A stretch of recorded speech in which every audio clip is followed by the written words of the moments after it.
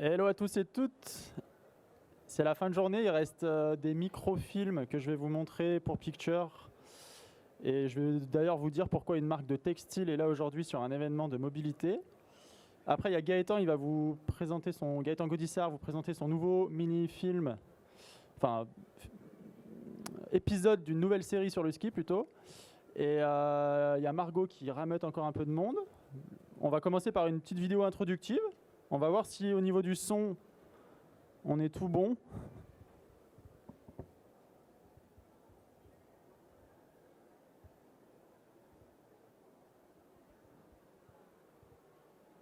On va tout de suite voir si ça marche.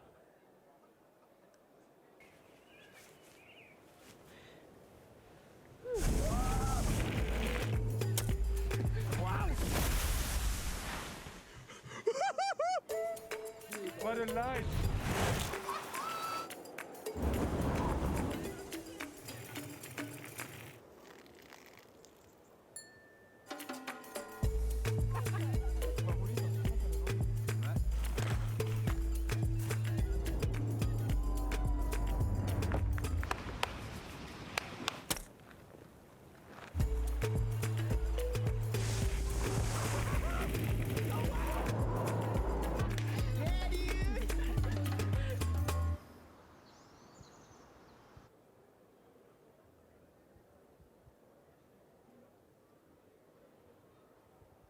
Hop, du coup, ça c'était une petite vidéo introductive sur la marque Picture, le logo que vous avez en plein milieu de l'écran.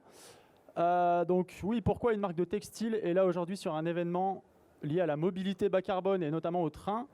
La raison elle est simple, c'est que nous on fait des vêtements techniques pour le ski, le snowboard. Et donc qui dit ski, snowboard dit a priori station de montagne, station de ski. Il faut savoir que le premier poste d'émission de gaz à effet de serre d'une station, c'est le transport. Un bon gros 60-70%. Donc techniquement, vu que nous, on vend des fringues, il y a des gens qui vont faire du ski, du snowboard en station et qui vont prendre leur voiture, leur train ou je ne sais quoi, on est connecté mécaniquement à cet univers de la mobilité. Du coup, Picture, marque créée en 2008 par 3 amis d'enfance que vous voyez en haut à gauche de l'écran. Le cœur de métier, c'est le textile technique pour le ski, le snow. Bref, sur cette slide, vous avez un espèce d'aperçu de tout ce qu'on fait au niveau matière, au niveau packaging, au niveau énergétique, au niveau du siège social qui est à Clermont-Ferrand. Je ne vais pas rentrer trop dans les détails, vraiment point par point de ce qu'on fait au niveau de Picture. Je vais plutôt m'attarder sur quelques sujets clés. Et on va commencer par un petit point de vue macro au niveau de l'industrie du textile.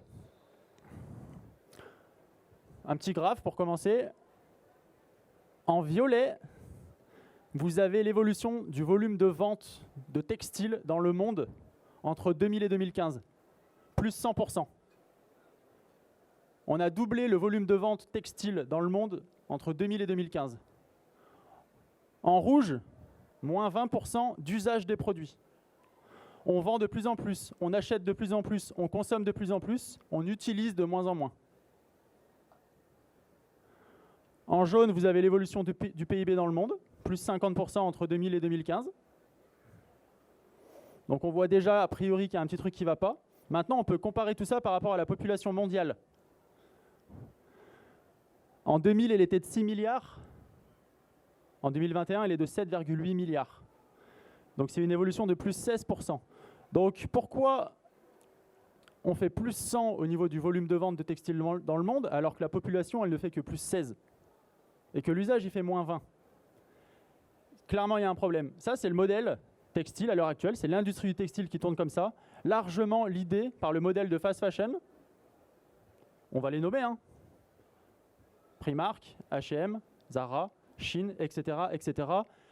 25 collections par an, incitation à consommer, renouvellement intempestif de collections, les Black Friday, les soldes, etc., etc., etc. Ce qui nous amène du coup à un énorme bordel au niveau de l'industrie textile qui a besoin de beaucoup de sobriété. Parfois dans les médias et même au niveau politique et tout, on entend parler d'innovation, de circularité, il faut mieux recycler, il faut ajouter des matières recyclées, de ceci, de cela. En fait, ça c'est vrai par produit qu'on peut améliorer. L'intensité carbone d'un produit fini, on peut l'améliorer grâce à ça, grâce à ça, grâce à ça. Mais si le volume total, il continue d'augmenter tout le temps, ça ne sert à rien. Et c'est exactement ce que nous montre cette ligne violette. Du coup, côté picture, mécaniquement, c'est un sujet de sobriété, de se dire, OK, nous, on essaie d'être engagés, Patagonia essaye d'être engagé, et même largement engagé depuis 40 ans, et j'imagine que vous avez vu un peu l'annonce qu'ils ont fait il y a 2 jours. Bref, on a plein de marques engagées. La réalité, c'est qu'en fait, si demain ces marques n'existent plus, l'industrie du textile, elle n'a absolument pas changé, et les marques qui ont les plus mauvaises pratiques continuent d'avancer beaucoup plus vite que nous, marques qui essayons de faire les choses du mieux possible. Donc Shein, S-H-E-I-N, qui a été créé en 2008, c'est l'ultra fast fashion, ils font 10 milliards en 10 ans. 10 milliards de chiffre d'affaires en 10 ans. Patagonia, ils ont mis 40 ans pour faire 1 milliard. Donc clairement, les mauvaises pratiques de l'industrie textile permettent d'avancer bien plus vite en termes de chiffre d'affaires que les pratiques les plus vertueuses. Et ça fait chier. Donc du coup, côté picture, on essaie de s'impliquer sur un lobby, un mouvement textile qui s'appelle En mode climat, pour qu'il y ait plus de régulation, plus de lois, etc. Je ne vais pas m'attarder là-dessus trop longtemps, parce qu'on a plein de choses à dire, et après Gaëtan, il a son film à montrer. Mais en gros, voilà, je voulais attaquer par ce point de vue macro, pour vous dire que je ne vais pas vous parler de matière et de packaging, je vais plutôt parler de sobriété et de volume de prod au total. Ça, c'est le chiffre qui fait un petit peu mal. En France, chaque année, on met 2,8 milliards de pièces TLC, textiles, linge, chaussures, sur le marché français. C'est contre-intuitif, mais il y a très peu d'invendus. Il n'y a que 5% d'invendus là-dessus. Et donc, du coup, quand on fait 2,8 milliards divisé par 67 millions, ça fait 42 pièces textiles, linge, chaussures consommées par an par Français. 42. Chaque année. 42, 42, 42, 42. Donc, bref. On a un gros problème de sobriété là-dessus. Comment contrecarrer ce problème de sobriété? Chez Picture, on a un truc qui s'appelle la réparation à vie de vos produits techniques. Je parle de produits techniques parce que c'est notre cœur de métier, le ski, le snowboard. Donc en gros, vous avez un problème sur votre veste, on vous la répare. C'est aussi simple que ça. La réparation, moi, c'est quelque chose que je connecte à un concept de sobriété énergétique qui est absolument, absolument crucial à comprendre dans une stratégie climatique. En gros, OK, vous allez réparer votre veste parce qu'elle a un accroc. Donc vous allez faire quoi? Vous allez avoir un peu de transport, peut-être pour l'amener à un réparateur. OK, ça occasionne des émissions. Il faut peut-être développer un petit bout de tissu pour aller, qui doit être cousu sur votre trou. OK, ce petit bout de tissu polyester, il a fallu le tisser, le produire, le teindre. Ça occasionne des émissions. Après, il y a une machine à coudre qui tourne pour réparer votre accroc. L'électricité, il a fallu la produire, elle alimente la machine, ça occasionne des émissions. On est en France, électricité bas carbone, c'est pas grand-chose, mais ça existe quand même. Le produit revient chez vous, encore des émissions liées au transport, et votre veste est réparée. Tout ça, ça a occasionné un peu d'émissions, il faut le reconnaître, mais bien moins, largement moins, que s'il avait fallu reproduire cette veste et vous la vendre. Donc bien moins d'émissions de gaz à effet de serre, et mécaniquement bien moins d'énergie mobilisée, du charbon, du pétrole, du gaz, pour la majeure partie du temps, soit pour faire de l'électricité, soit pour faire du transport, soit pour faire du polyester. Donc bref, ce concept de sobriété énergétique majeur à comprendre, et c'est ce qu'on essaye de pousser avec la réparation. Ensuite, je vais vous parler d'un deuxième truc, qui est la location. Et je ne vais pas parler trop de vestes ou de pantalons de ski, de snowboard. Je vais vous parler de cette perceuse, cette magnifique perceuse. En vrai, la question, c'est pourquoi il faudrait qu'on l'achète si on l'utilise vraiment, vraiment très peu souvent. Donc moi, techniquement, je suis loin d'être un bon bricolo. Je n'ai pas de perceuse chez moi. Je vais éventuellement l'emprunter, la louer, la demander à un pote. Et du coup, qu'est-ce que ça veut dire? Ça veut dire que la perceuse que j'emprunte, elle a été fabriquée une fois, clairement. Le voisin, c'est peut-être son propriétaire. Il me l'a prêtée, je lui rends, il va la prêter à quelqu'un d'autre. Ou peu importe, peut-être que c'est Kiloutou qui va la louer. Mais si Kiloutou, on a fabriqué une seule et qu'il la loue à moi et à un pote et à quelqu'un d'autre, bah mécaniquement, au début, il n'y en a qu'une seule qui a été produite. Versus un modèle d'achat qui nécessite une production au préalable. Et après, qu'est-ce qu'elles font les perceuses? Elles sont juste dans le placard. Elles ont été fabriquées presque pour rien. Ça, c'est un autre concept de sobriété qui dit que si de base, on a un produit juste pour l'aspect utile et pratique, mais que quand on ne l'utilise plus, ça part pour quelqu'un d'autre qui va aussi l'utiliser, ça veut dire qu'en amont, on a eu besoin de moins d'énergie pour fabriquer toutes ces perceuses ou toutes ces vestes de ski ou tous ces pantalons de ski. Donc ça, c'est quelque chose qu'on a lancé, donc la location, il y a 1 an. Et mécaniquement, ça touche pas mal de citadins qui vont à la montagne, et c'est très bien. On a eu un petit sondage après les 140 commandes. Pour l'instant, c'est tout petit. 140 commandes qu'on a effectuées, qu'on a validées sur notre site de loc. Le sondage, il disait quoi? Est-ce que vous étiez déjà propriétaire d'une tenue de ski au moment où vous avez loué chez nous? Et le résultat, c'était 78% des gens qui ont loué chez nous n'étaient pas déjà en possession d'une tenue. Ils avaient besoin d'une tenue pour aller skier. Ils n'avaient pas besoin de l'acheter. Ils avaient juste besoin d'une tenue pour aller skier pendant une semaine. Donc ça, c'est la stat qui fait trop plaisir. Parce que du coup, on répond parfaitement à un besoin. Le besoin, il est d'aller en montagne et de rider. Il n'est pas d'avoir sa tenue et de la posséder. Donc bref, c'est quelque chose qu'on va accentuer cette année. Et j'ai l'impression quand même que potentiellement, je parle à un public de clients qui pourraient éventuellement aller dans les Alpes, habiter à Paris, ne pas avoir besoin d'être propriétaire de ces vestes et pantalons. Donc bref, on va accentuer tout ça. On va essayer de rendre la chose de plus en plus pratique.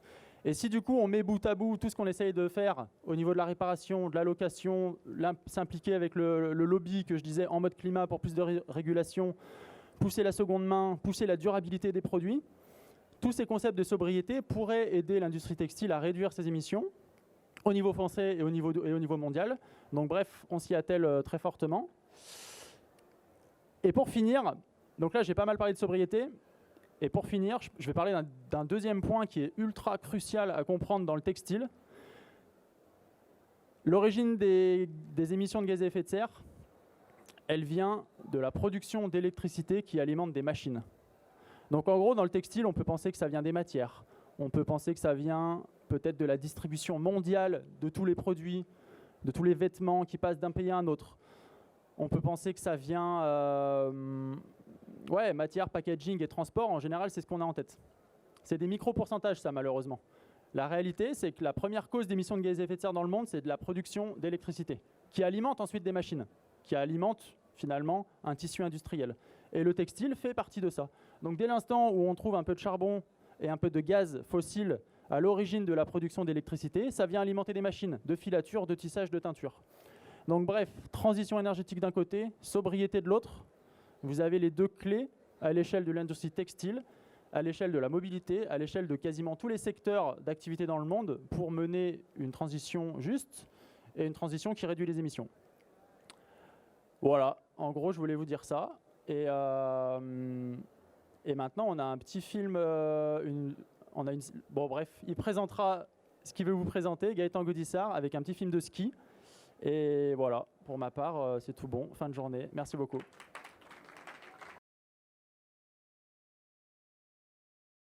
Bonjour tout le monde, merci à tous d'être venus. Merci à Watt pour l'organisation du festival et merci à eux aussi pour l'invitation. Du coup, moi je me présente brièvement, je m'appelle Gaëtan Gaudissart, je suis skieur professionnel. Voilà, donc moi je suis spécialisé dans le free ski, donc tout ce qui est freeride.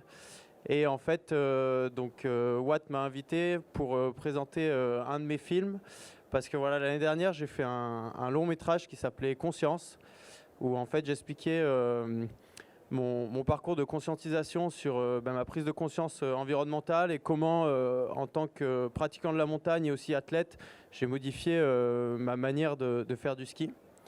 Et donc cette année, je continue dans la même lignée avec, donc comme disait Florian, avec une série, donc ça s'appelle Conscience la série. Voilà, vu que c'est la suite du film, c'est logique. Et donc cette fois-ci, je suis allé voir donc un autre athlète qui s'appelle Mathieu Cher, qui est un snowboarder professionnel. Et ensemble, on a voulu, moi j'ai voulu savoir un petit peu comment lui définissait la performance, parce que c'est quelque chose qu'on entend souvent parler dans le monde actuel. Voilà, dans nos entreprises, il faut aller vite, mieux, plus rentable. On transpose toujours ça à nos loisirs, on commence une activité, il faut toujours progresser, etc. Et puis forcément, en tant qu'athlète, nous, c'est un petit peu une obsession. On veut toujours être le meilleur, on s'entraîne tous les jours pour arriver à certains objectifs. Et forcément, derrière cette performance, il y a des moyens qui sont mis en place. Donc il y a des moyens humains et il y a des moyens matériels. Et donc en fait, c'est un petit peu tout ça qu'on a discuté avec Mathieu. Et donc c'est ça que vous allez voir dans le petit court-métrage que je vous présente. Donc je vous souhaite un bon visionnage et après je reviens sur scène pour discuter. Et ben, j'espère que ça vous a plu. C'était la première avant-première avant une tournée sur les festivals de sport outdoor cet automne et une diffusion sur Internet cet hiver au mois de décembre. Pour juste ceux qui nous rejoignent maintenant ou sur Internet, je représente un peu ce qu'on vient de voir. Donc moi je m'appelle Gaëtan Gaudissart, je suis skieur professionnel et je viens de vous présenter Conscience la série qui va être donc ma série présentée cet hiver sur YouTube qui est mon channel de communication principale. Voilà. N'hésitez pas si vous avez des questions, on a un petit comité, c'est ça qui est cool. Ça peut être sur le ski, sur Parle Ski, sur les questions de performance qui sont liées au ski ou à d'autres choses, ou sur la mobilité qui est un peu aussi abordée sur deux sujets principalement. Nous, pour se rendre sur le spot, vous avez vu, on n'y est pas allé en voiture. Et aussi, on a une grosse problématique dans le free ski, c'est l'hélicoptère. Donc voilà, n'hésitez pas si vous avez des questions, c'est toujours sympa d'échanger.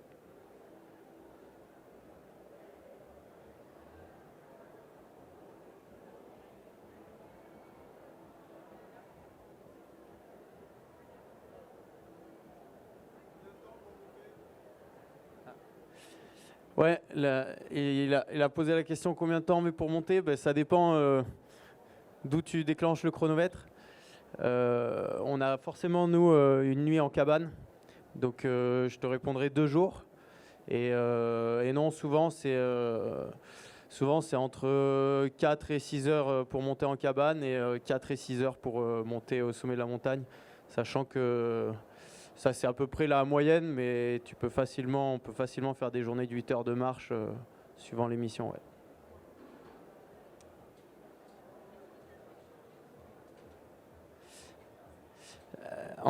Donc la question c'est qu'est-ce qui m'a fait changer mon comportement.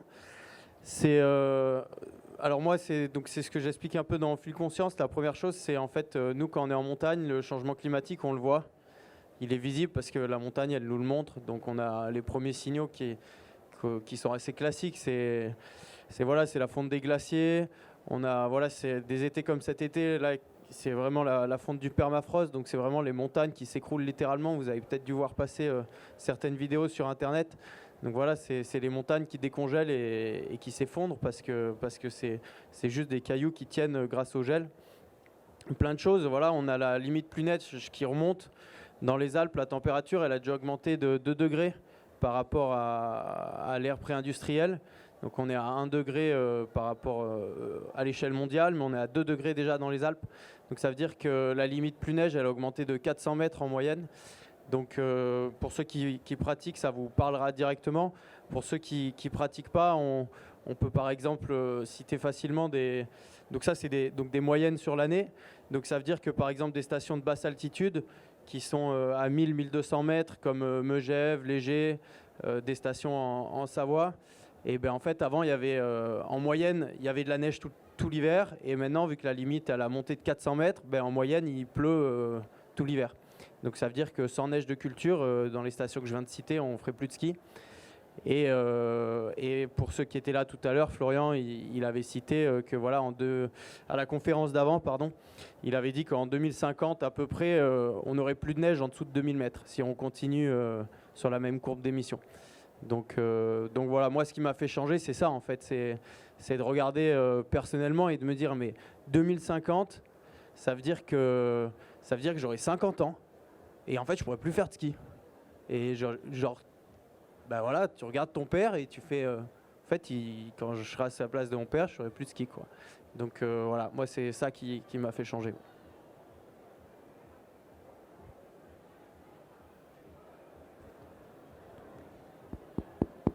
Ouais, tu parles de conscience numéro 1, c'est quoi après ? Et ben après c'est ça, du coup c'est la série dont le premier épisode on vient de voir. Donc en fait moi à travers mon métier d'athlète et de création de médias, j'essaye d'inspirer, de changer notre imaginaire, de changer la manière dont on pratique la montagne. Donc en fait à travers cette série je vais voir différents athlètes comme Mathieu ici qui qui remettent un petit peu en question la performance. Et donc voilà, l'idée c'est un peu de bâtir pour moi des valeurs qui sont beaucoup plus saines autour de la montagne et d'arrêter de vouloir toujours monter plus vite, plus haut dans tous nos sports. Donc voilà, ça peut être des approches environnementales, enfin c'est forcément lié à une approche environnementale. Après il y a plein de thématiques, il y a des thématiques culturelles, il y a ici une thématique sur la performance, il y a des fois des thématiques sur la mobilité. Donc ça va être ça la suite. Des questions encore? Oui. Salut Gaëtan. Je crois que vous avez tourné l'épisode en Suisse. Est-ce qu'en France, ce genre de trip serait possible? Quelle est en gros la différence entre aller skier en Suisse ou en France sans utiliser la voiture?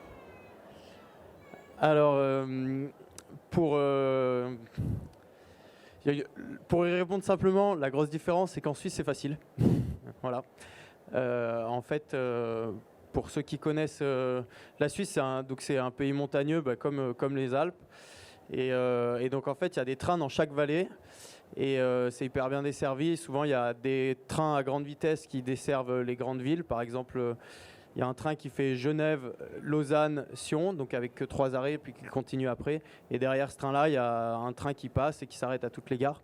Donc c'est super facile. Et dès que tu sors de ces gares, il y a toujours des cars qu'on appelle des cars postaux, donc qui t'emmènent dans n'importe quelle vallée. Donc ça, c'est pour le côté facilité. Et en France, c'est plus compliqué, ça dépend des vallées. Pour remettre dans le contexte, pour mon film Conscience que j'ai fait l'année dernière, on l'a plus tourné en France et donc on s'est forcé à prendre les transports en commun et on a triché entre guillemets. Nous en France, on a toujours tout doublé en vélo électrique parce que en fait en France il te manque toujours un tronçon, donc quand tu sors de la gare ou du bus, tu peux pas aller faire du ski parce que tu es en ville. Et du coup, nous, on avait besoin d'un vélo pour relier la montagne. Et sauf que si tu vas en vélo normal, quand tu arrives pour skier, tu es éclaté puisque tu as tout donné. Donc on a doublé en vélo électrique. Et clairement, il y a des trajets qui sont juste, à mon sens, impossibles à faire en train, enfin en transport en commun.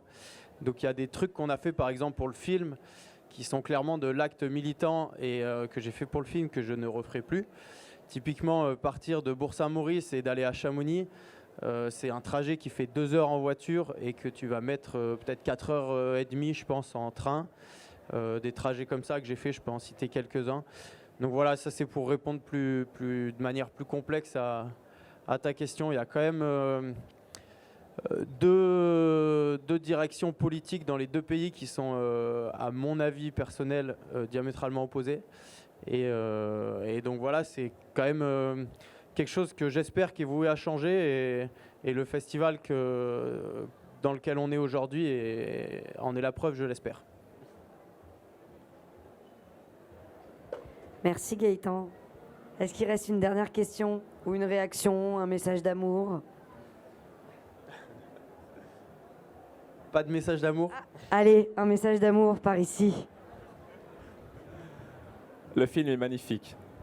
Merci. Merci. Comment es-tu perçu par la communauté des freeriders?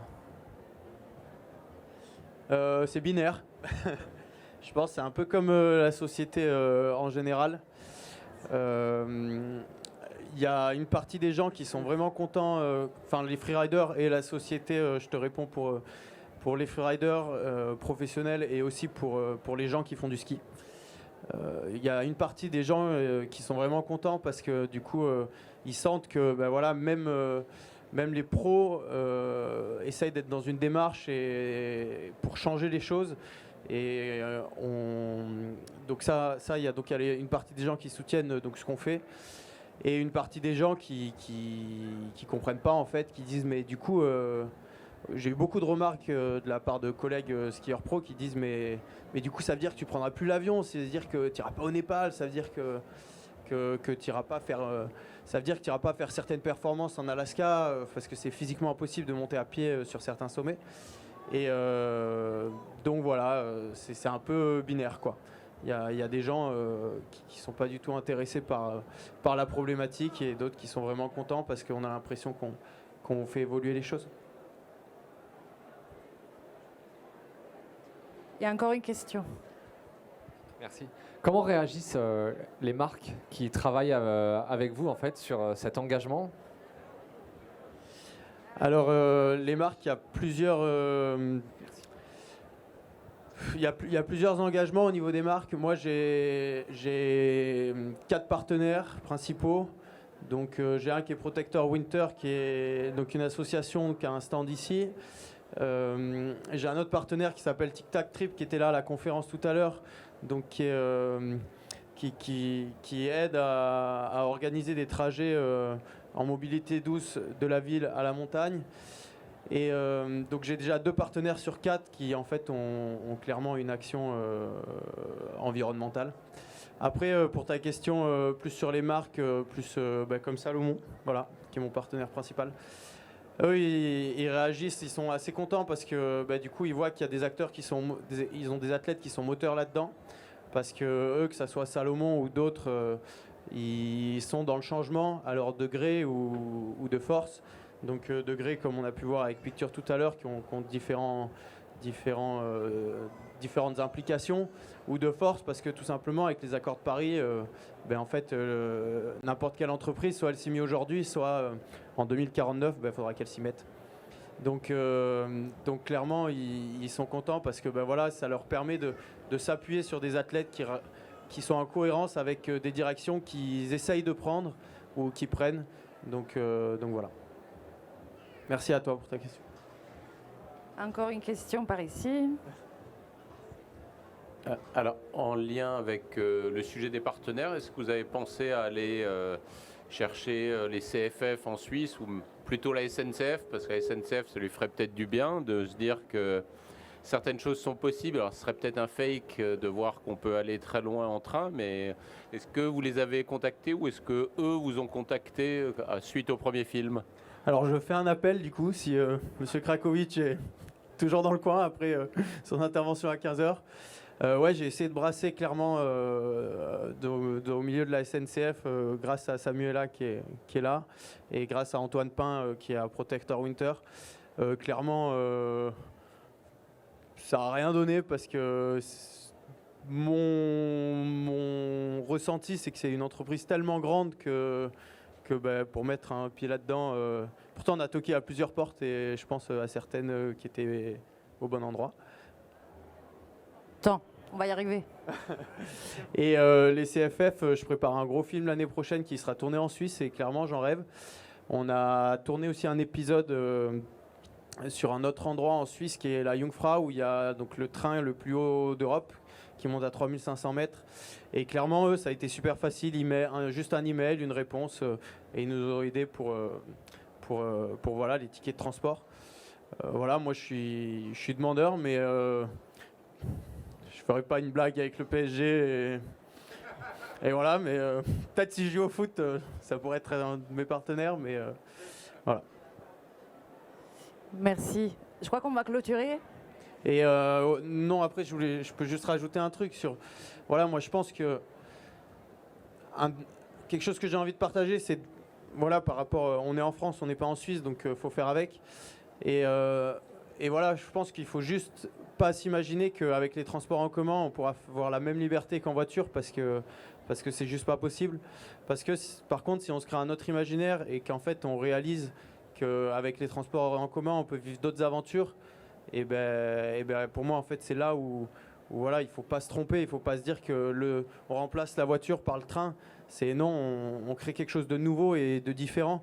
Et du coup, il y a des choses qu'on vivra plus, mais il y a des choses qu'on va vivre qu'on vivait pas avant. Et donc voilà, même s'il y a certains trucs qu'on peut pas faire en train, faut faire ce qu'on peut faire en train ou en bus ou en vélo ou à d'autres chameaux et s'éclater là-dedans parce que ce qu'on fait, c'est du sport et voilà, il faut s'éclater là-dedans. Merci Gaëtan.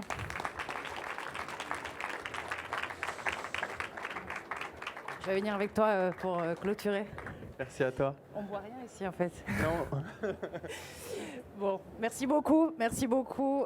C'était la dernière intervention de ce soir. Je suis contente de voir qu'il y a du monde dans la salle. Merci parce que ce film, je vais faire un message d'amour, là, une déclaration d'amour en live. Ce film est sublime. Je suis ravie de vous avoir ici, de voir nos amis de Protect Our Winters, d'avoir Picture Organic Clothing, d'avoir tous ces gens engagés pour protéger nos montagnes. Moi, cet été, j'ai pris le train pour aller à la montagne. C'était les montagnes du Grand Caucase, en Géorgie. J'ai pris le train pour y aller, c'était la folie furieuse. Donc voilà, enfin bref.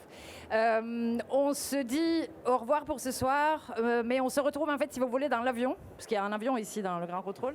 Il y a nos amis du collectif. Logique. Non mais c'est bien, parce que c'est un avion, c'est l'avion de demain. Il est au sol et on danse dedans, quoi. Donc, C'est de l'upcycling impeccable. c'est comme ça. Et il y a nos amis du collectif Malentendu qui sont en train de littéralement de mettre le feu dans l'avion. Tout le monde est en train de danser, donc je vous donne rendez-vous là-bas. N'oubliez pas de vous nourrir, il y a plein de bonnes choses à manger. Et puis on se dit aussi rendez-vous demain midi, parce que demain c'est le jour 2 du festival. Demain on va parler de la plage, entre autres. On va parler de train de nuit. Donc voilà, on n'a pas fini. Là, je vous invite à aller danser, venir danser avec nous. Et puis je vous dis rendez-vous à demain. Et encore merci à tous et toutes d'être là pour cet événement. Merci Gaëtan. Encore.